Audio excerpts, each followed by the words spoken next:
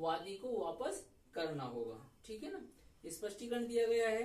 जब तक कि और जहां तक कि तत्पुरुष साबित न कर दिया जाए इस धारा के खंड खा या खंड गा के अधीन दावाकृत जंगल संपत्ति की किसी वस्तु के बारे में न्यायालय यथास्थिति यह धारित करेगा। तो यहाँ पर न्यायालय प्रिजम्पशन करेगा कि जब तक उसे गलत साबित नहीं कर दिया जाए या प्रतिकूल साबित न कर दिया जाए तो न्यायालय प्रथम दृष्टया क्या समझेगा, खंड खाओ गा के आधार पर, यानी कि जहां पर वस्तु के लिए धन प्रतिकर नहीं हो पा रहा है या जो क्या है जिसका निर्धारण नहीं किया जा रहा, तो न्यायालय सबसे पहले क्या समझेगा अगर ऐसी बात आ रही निकल करके। तो पहला है दावाकृत वस्तु की हानि के लिए धन के रूप में प्रतिकर वादी को यथायोग्य अंतुष न पहुंचाएगा। यानी कि अगर वादी ने बोल दिया कि हमें धन नहीं चाहिए, हमारे लिए वो पर्याप्त नहीं है, तो न्यायालय मानेगा कि हाँ इसे वस्तु ही देना पड़ेगा, धन से काम नहीं चलेगा।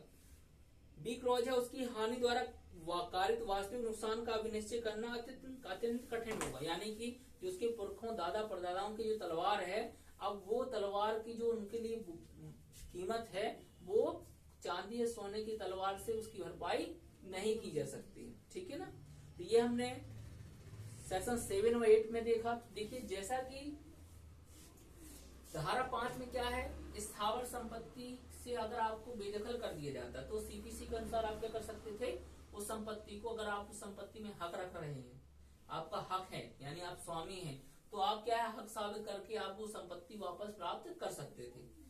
और जो धारा 6 है, तो धारा 6 में अगर आपको बेदखल कर दिया गया है तो आप सिर्फ कब्जे के आधार पे, यानी कि आपके पास कब्जा था स्थावर संपत्ति का और किसी व्यक्ति ने विधि के सम्यक अनुक्रम से अन्यथा आपको भी कब्जा किया है, तो आप क्या सिर्फ कब्जे के आधार पर एसआरए की धारा 6 के अंतर्गत वाद लाकर के क्या कर सकते हैं, उस संपत्ति को प्राप्त कर सकते थे। ठीक उसी तरीके से धारा 7 क्या है, जंगल संपत्ति, यानी कि जंगल संपत्ति में अगर आपका कोई हक है, आप स्वामी हैं और उस जंगल संपत्ति से आपको क्या है हटा दिया गया, बेकब्जा कर दिया गया, तो सीपीसी के अनुसार आप क्या कर सकते हैं, धारा 7 के अनुसार आप उस संपत्ति को पुनः वापस प्राप्त कर सकते हैं। ठीक है ना, लेकिन अगर क्या है, अगर आपको कोई ऐसा व्यक्ति है जिसके पास वो वस्तु है, वो आपके अभिकर्ता के नाते, आपके न्यासी के नाते अगर उसके पास संपत्ति है, ठीक है ना, या उसके पास जो संपत्ति है उसके लिए वो आपकी संपत्ति है और उसके पास है और वो संपत्ति न देकर के, वो वस्तु न देकर के बल्कि क्या दे रहा है, धन दे रहा है, तो अगर आप बोल रहे हैं कि हमें वो वस्तु ही चाहिए, ठीक है ना, या जिसका अगर वो नहीं देगा तो हमें बहुत नुकसान होगा, तब यहाँ पे उस व्यक्ति को जो प्रतिवादी उसे वो क्या करना होगा, आपकी वस्तु ही वापस करना होगा। तो यहाँ पर आप धारा 8 के अंतर्गत क्या कर सकते हैं, ये सारे की आप ऐसी संपत्ति सॉरी ऐसी वस्तु वापस प्राप्त कर सकते हैं। ठीक है, तो धारा 5 और 6 किसके लिए है, स्थावर संपत्ति के लिए है, और धारा 7 और 8 जंगल संपत्ति के लिए है। चलिए आ जाएंगे चैप्टर 2 में। चैप्टर 2 बात करता है समुदायों के विनिष्ट पालन के लिए, यानी कि जो पक्षकारों ने कॉन्ट्रैक्ट किया है, समुदा की है, समुदा के अनुसार अब कोई पक्षकार क्या कर रहा है, कॉन्ट्रैक्ट को ब्रीच कर रहा है, यानी समुदा अपने वचनों का पालन नहीं कर रहा है, तो एसआरए के अंतर्गत हम क्या करा सकते हैं, चैप्टर 2 के अंतर्गत ऐसी समुदायों का हम पालन करा सकते हैं। ठीक है, तो जो धारा 9 है क्या कहती है, संविदा पर आधारित अंतोष के वादों में प्रतिरक्षाएं ये तस्में अंतः बंधित के सिवाय जहां की किसी समुदा के बारे में किसी अंतोष का दावा इस अध्याय के अधीन किया जाए, वहां वह व्यक्ति जिसके विरुद्ध उस अंतोष का दावा किया जाए किसी भी ऐसे आधार का विवचन प्रतिरक्षा के तौर पर कर सकेगा जो उसे समुदायों से संबंधित किसी विधि के अधीन उपलब्ध हो। अंडरलाइन कर लीजिए, जिसके विरुद्ध उस अंतोष का दावा किया जाए किसी भी ऐसे आधार का अभिवचन प्रतिरक्षा के तौर पर कर सकेगा, किसी भी ऐसे आधार का विवचन प्रतिरक्षा के तौर पर कर सकेगा जो उसे संविदाओं से संबंधित किसी विधि के अधीन उपलब्ध हो। यानी कि अगर एसआरए के अंतर्गत कोई व्यक्ति वाद लाता है तो जैसे कॉन्ट्रैक्ट किया जाता है, समुदा तो समुदा के पालन में समुदा के अनुसार अगर आपको कोई डिफेंस है, डिफेंस का राइट है, तो वहां पर जैसे डिफेंस कर सकते हैं, ठीक वैसे ही अगर आपके ऊपर अगर कोई व्यक्ति एसआरए के अंतर्गत वाद लाता है तो ठीक आप जो संविदा के अंतर्गत जो भी आपको प्रतिरक्षाएं मिली हैं वही प्रतिरक्षा कब यूज कर सकते हैं, जब कोई व्यक्ति आपके विरुद्ध एसआरए के अंतर्गत वाद लाता है। ठीक है ना, चलिए आगे बढ़ेंगे। सेक्शन 10 धारा 10 समुदायों की बाबत विनिर्दिष्ट पालन। न्यायालय द्वारा किसी संविदा का विनिर्दिष्ट पालन धारा 11 की धारा 2, धारा 14, धारा 16 में अंतर्विष्ट उपबंधों के अधीन रहते हुए कराया जाएगा। तो यानी कि संविदाओं का पालन कैसे कराया जाएगा, कब कराया जाएगा? तो जो विनिर्दिष्ट पालन है धारा 11 की धारा के 2 के अधीन रहते हुए, धारा 14 के अधीन रहते हुए, धारा 16 के अधीन रहते हुए, 3 चीजों, धारा 11 की धारा 2, धारा 14 और धारा 16, इन 3 प्रावधानों के अधीन रहते हुए किसी संविदा का विनिर्दिष्ट पालन कराया जाएगा। ठीक है ना। अब आ जाते हैं धारा 11। धारा 11 में क्या है? दशाएं जिसमें न्यासों के संसक्त संविदाओं का विनिर्दिष्ट पालन प्रवर्तनीय है। यानी न्यासों से संबंधित कोई संविदा है तो उसका पालन क्या करना होगा? प्रवर्तनीय होगा, प्रवर्तन करना होगा। धारा 1, इस अधिनियम में अन्यथा उपबंधित के सिवाय किसी संविदा का विनिर्दिष्ट पालन कराया जाएगा जबकि वह कार्य जिसके करने का करार हुआ है किसी न्यास के पूर्णतः या भागता पालन हो। यानी कि किसी पक्षकार ने किससे किया है करार? न्यास से, ट्रस्ट से किया है कॉन्ट्रैक्ट, तो चाहे उस संविदा के अकॉर्डिंग चाहे पूर्णतः पालन करना हो तो पूरी तरीके से करना होगा, या भागता अगर पालन करने के लिए बात हो तो भागता पालन करना होगा। यानी कहने का आशय यह है कि किसी पक्षकार ने अगर किसी ट्रस्ट से, किसी एनजीओ से अगर कॉन्ट्रैक्ट किया है तो उसे फिर वो कॉन्ट्रैक्ट का पालन करना ही होगा। ठीक है ना। दूसरी धारा है, न्यासी द्वारा अपनी शक्तियों के बाहर या न्यास के भंग में की गई संविदा का विनिर्दिष्ट प्रवर्तन नहीं कराया जा सकता। तो अंडरलाइन कर लीजिए, न्यासी द्वारा अपनी शक्तियों के बाहर या न्यास के भंग में, शक्तियों के बाहर या न्यास के भंग, यानी कि जो ट्रस्टी है, ट्रस्टी ने क्या किया है, जो उसे पावर दी गई है वो अपनी शक्तियों से बाहर जाके कोई संविदा कर रहा है, या जो ट्रस्ट के जो शर्तें हैं, निबंधन है, उनको भंग करके क्या कर रहा है? संविदा का पालन कर रहा है। बातें समझ में आ रही है ना। यहाँ 2 चीजें हैं, यानी जो ट्रस्टी है तो जो ट्रस्टी को पावर होने चाहिए वो अपनी शक्तियों से बाहर जाके कॉन्ट्रैक्ट कर रहा है, संविदा कर रहा है, तो इस स्थिति में वो संविदा का पालन करना आवश्यक नहीं होगा, पालन कराना आवश्यक नहीं होगा। दूसरा, जो ट्रस्ट की जो शर्तें हैं उन शर्तों को भंग करते हुए उसने क्या कर लिया है? कॉन्ट्रैक्ट कर लिया है, तब भी ऐसी संविदाओं का पालन कराना आवश्यक नहीं होगा। क्लियर हो गया। चलिए आ जाते हैं धारा 12। धारा 12 में क्या है? संविदा के भाग का विनिर्दिष्ट पालन। तो धारा 12 में बताया गया है कि जो संविदा का भाग है उसका किस तरीके से पालन कराया जाएगा। ठीक है ना। इस धारा में एतस्मिन् पश्चात अन्यथा उपबंधन के सिवाय न्यायालय किसी संविदा के किसी भाग में विनिर्दिष्ट पालन का निर्देश नहीं देगा। तो यहाँ पर धारा 12 की धारा 1 कहती है कि धारा 12 में जो प्रावधान बताए गए हैं उन्हीं प्रावधानों के अनुसार ही संविदा के भाग मात्र का पालन कराया जा सकता है, अदरवाइज संविदा के भाग मात्र का पालन नहीं कराया जा सकता। तो यहाँ पर लिख लीजिए, संविदा के भाग मात्र का पालन नहीं कराया जा सकता। धारा 12 की धारा 1 के अंतर्गत लिख लीजिए, संविदा के भाग मात्र का पालन नहीं किया जा सकता।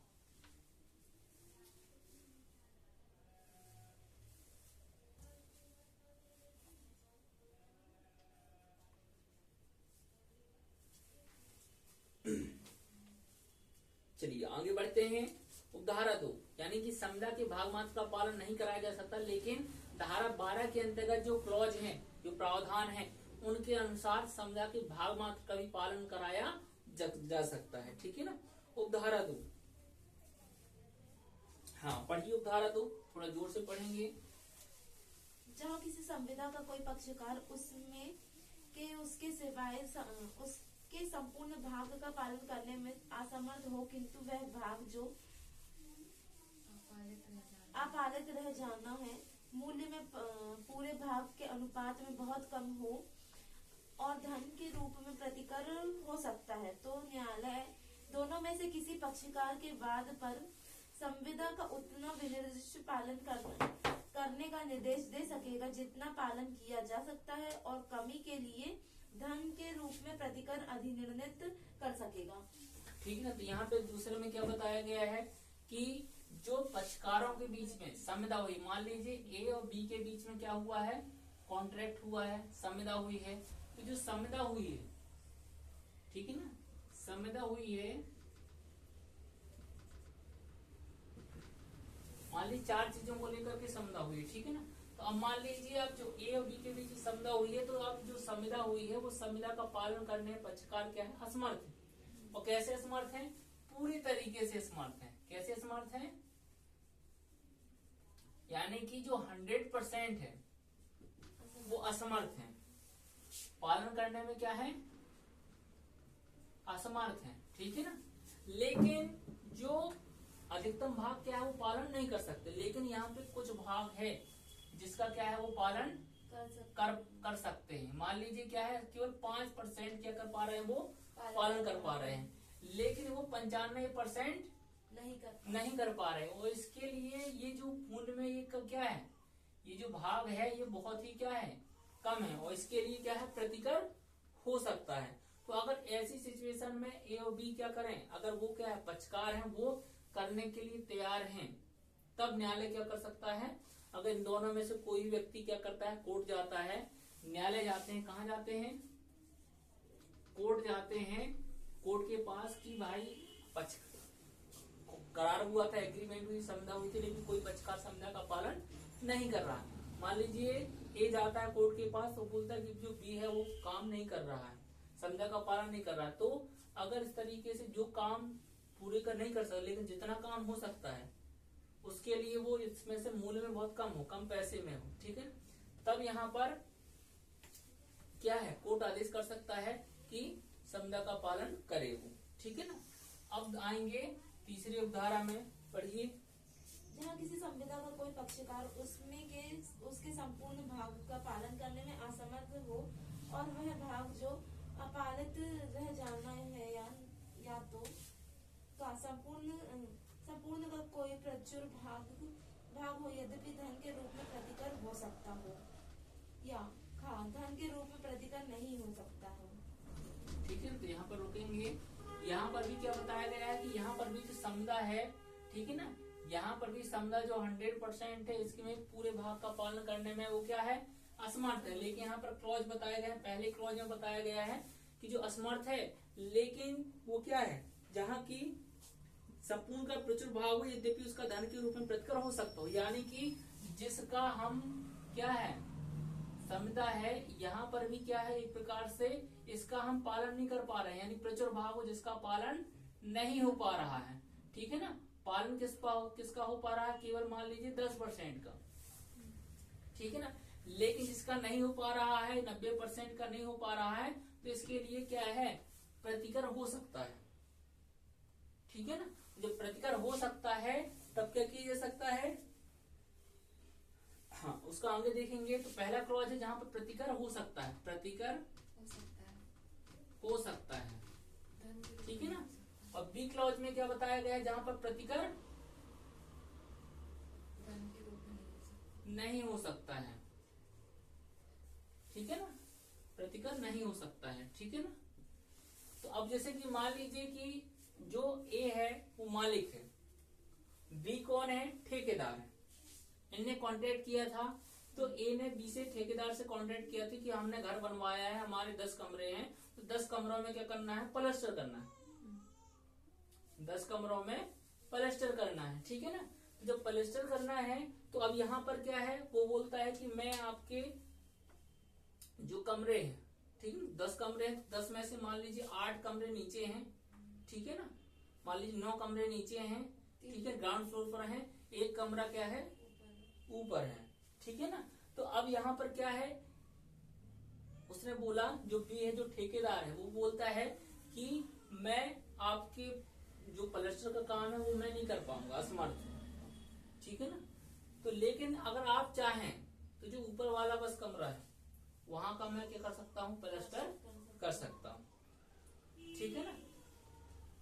और तो यहाँ पर क्या धन के रूप में प्रतिकर हो सकता है, तो यहाँ पर क्या बताया गया है, पहले क्लोज में, हाँ पढ़ेंगे, आगे पढ़ेंगे। तो वह विनिर्देश पालन के लिए कोई डिग्री प्राप्त करने का हकदार नहीं है, किंतु न्यायालय दूसरे पक्षकार के वाद पर व्यतिक्रम करने वाले पक्षकार को संविदा के उतने भाग का विनिर्देशतः पालन करने का निर्देश दे सकेगा जितना वह पालन कर सकता है। दूसरे पक्षकार, ठीक है, तो जब क्या दूसरा पक्षकार यानी कि जो पालन नहीं कर सकता, मान लीजिए बी पालन नहीं कर रहा, असमर्थ है, तो जो दूसरा पक्षकार है वो क्या करे, वाद लेके आए कोर्ट में ठीक है ना, और दूसरा पक्षकार तैयार हो, ठीक है ना, काम कराने के लिए, तब दूसरा पक्षकार, हाँ पढ़िए आगे। हनिका के अधीन आने वाली किसी दशा में उस भाग के लिए जो अपालित रह जाना है प्रतिफल घटाकर संविदा के संपूर्ण के लिए करारित प्रतिफल दे या दे चुका हो और रुकेंगे, यानी कि ए की दशा में, ए में क्या है कि मतलब जो भी काम कर पा रहा है इसका संपूर्ण प्रतिफल क्या घटा करके दे दे, ठीक है ना, यानी कि 90%। मान लीजिए ये सौदा कितने में हुआ था, मान लीजिए 10,000 रुपए में हुआ था, ठीक है ना, तो 10,000 में 10 कमरों के लिए प्लस्तर करने के लिए, तो 9 कमरे का वो 90% नहीं कर पा रहा है, तो ये घटाकर, अब ये जो मालिक है वो क्या कर दे, 9,000 रुपए घटा करके ठेकेदार को 1,000 रुपए दे दे और बोले कि तुम हमारे एक कमरे का प्लस्तर कर दो। तो यहाँ पर कोर्ट क्या करेगा, परमिट कर देगा, आदेश कर देगा, डिक्री कर देगा कि बी को आदेश कर देगा कि तुम क्या करो, तुम एक कमरे का प्लस्तर करो, ठीक है ना। दूसरा पढ़ेंगे, दूसरा क्या है, खा के अधीन आने वाली किसी दशा में बिना किसी कमी के संविदा के संपूर्ण के लिए प्रतिफल दे या दे चुका हो, ठीक है। अब दूसरा क्लॉज का है जहाँ पर प्रतिकर नहीं हो सकता, यानी कि जो भाग, यानी संविदा इस प्रकार की है कि भले वो 90% क्या है, 90% का पालन नहीं कर रहा, केवल कितना कर रहा है, केवल 10% का, लेकिन हम क्या है, अलग करना मुश्किल है, काम ऐसा है जिसके लिए अलग करना मुश्किल है, ठीक है ना। अब जैसे कि मान लीजिए कोई ऐसा काम है जिसका क्या है, अलग करना मुश्किल है, ठीक है ना, तो यहाँ पर क्या है, अब यहाँ पर इसके लिए प्रतिकर का निर्धारण करना मुश्किल है कि इसके लिए कितना प्रतिकर होगा, इसके लिए कितना प्रतिकर होगा, 10% के लिए काम ऐसा है, तब उस कंडीशन में यहाँ पे दूसरा क्लॉज है कि इसके लिए प्रतिकर नहीं हो सकता है, तब उस कंडीशन में कोर्ट तभी ऑर्डर करेगा जब ए क्या करेगा, कोर्ट ऑर्डर तभी करेगा जब ए क्या करेगा, उसे पूरा प्रतिफल दे दिया हो, या देने के लिए क्या कर रहा है, बोल रहा हो, कमी किए बिना दे, यानी कि पूरे 100% प्रतिफल दे या दे चुका हो, तभी कोर्ट क्या करेगा, ऑर्डर करेगा कि बी क्या करे, पालन करे। मान लीजिए यहाँ पर 10 कमरों की उसकी पेंट करना था, इसका भी प्राइस कितना था, मान लीजिए 10,000 रुपए था, 10 कमरा पेंट करना था, ठीक है ना।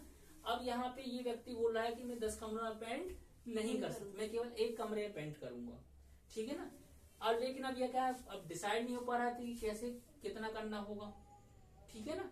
तो अब यहाँ पे मान लीजिए, तो यहाँ पे कोर्ट बोलता है कि अगर तुम किसी व्यक्ति से, किसी ठेकेदार से पेंट कराना चाहते हो तो तुम्हें क्या करना होगा, प्रतिफल की कमी किए बगैर उसे पूरा प्रतिफल देना होगा, पूरा प्रतिफल दोगे तभी कराएंगे, अगर या फिर प्रतिफल दे चुका हो, यानी कि ए ने पूरा अमाउंट दे दिया हो बी को, तब कोर्ट आदेश करेगा पेंट करने के लिए, या ए प्रतिफल देने के लिए तैयार हो तभी कोर्ट ऑर्डर करेगा, यानी कि काम उसे एक कमरे का करना है और लेकिन पेमेंट कितना करना पड़ेगा, 100%, यानी कि 10,000 करना पड़ेगा। बात समझ में आ गई। तो ये दोनों परिस्थितियां बता दी गई हैं। आगे देखेंगे उदाहरण, दूसरा पढ़ेंगे, दोनों में से प्रत्येक दशा में संविदा के बाकी भाग के पालन के समस्त दावे और या तो कमी के लिए या प्रतिवादी के व्यतिक्रम के कारण उसके द्वारा उठाई गई हानि या नुकसान के लिए प्रतिकर के समस्त अधिकारों को त्याग दे, ठीक है। तो यहाँ पर क्या है, जो मालिक है उसे क्या करना होगा। अब यहाँ पे जो संविदा हुई, संविदा के अकॉर्डिंग जो अपने भाग है, ठीक है ना, तो जो परफॉर्मेंस के लिए जिसे उसके जो काम होने थे वो काम नहीं हो पा रहे हैं, तो उसे अपने भाग का क्या करना पड़ेगा, त्याग करना पड़ेगा। यानी तो मान लीजिए 4 चीजें थी, 4 में से एक ही हो पा रही, 3 हो ही नहीं पा रही, ठीक है ना, तो उसे भी क्या करना होगा, त्याग करना पड़ेगा। साथ ही जो बी है, जो ठेकेदार है, उसे क्या करना होगा, वो भी, उसे भी जो प्रतिकर है कहीं ना कहीं उसका प्रतिकर का त्याग करना होगा, तभी कोर्ट इस प्रकार का आदेश करता है। उपधारा 4, जब किसी संविदा का कोई भाग जो उसके स्वयं के द्वारा लिया जाए या विनिर्दिष्टता पालन किया जा सकता है और किया ही जाना चाहिए, उसी संविदा के अन्य भाग जिसका विनिर्दिष्टता पालन नहीं किया जा रहा है या नहीं किया ही नहीं जाना चाहिए से पृथक और स्वतंत्र आधार पर खड़ा हो, तो न्यायालय पूर्ववर्ती भाग के विनिर्दिष्ट पालन का निर्देश दे सकेगा, ठीक है ना। तो यहाँ पर क्या बताया गया है कि यहाँ पर जैसे कि मान लीजिए ए और बी के बीच में जो कॉन्ट्रैक्ट हुआ वो 4 चीजों को लेकर के हुआ, ठीक है ना।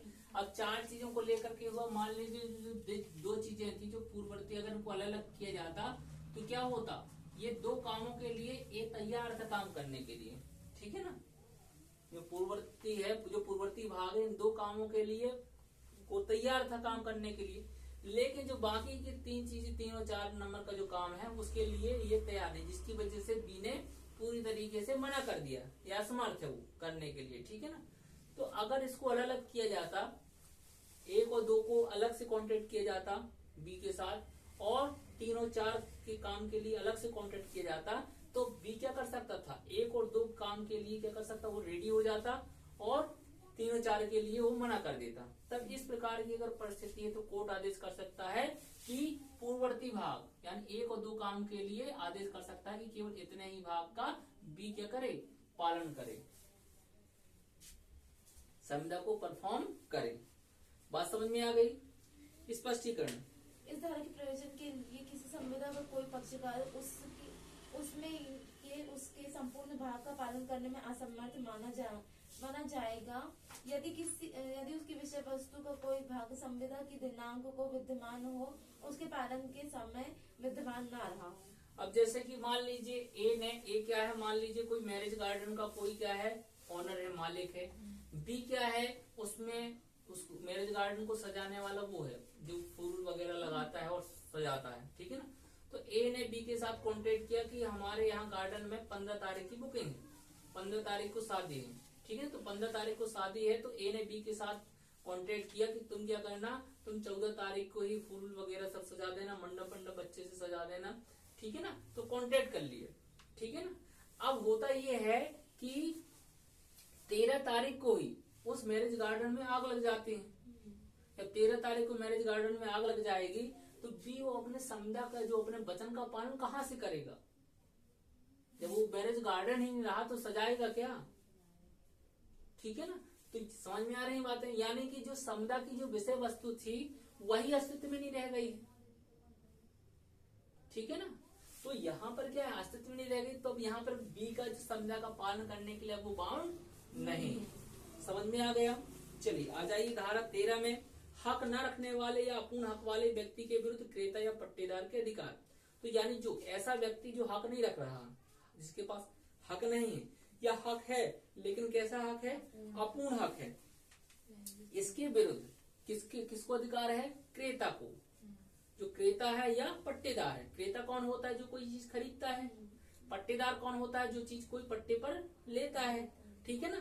तो जैसे कि मान लीजिए कोई व्यक्ति है, कोई लड़का है, वो अपने पिता की संपत्ति अभी उसके नाम नहीं आई लेकिन वो अपने पिता की संपत्ति क्या कर रहा है, बेच दे रहा है, ठीक है ना। अब बेच दे रहा है, पिता की संपत्ति उसके नाम नहीं लेकिन फिर भी उसने बेच दिया,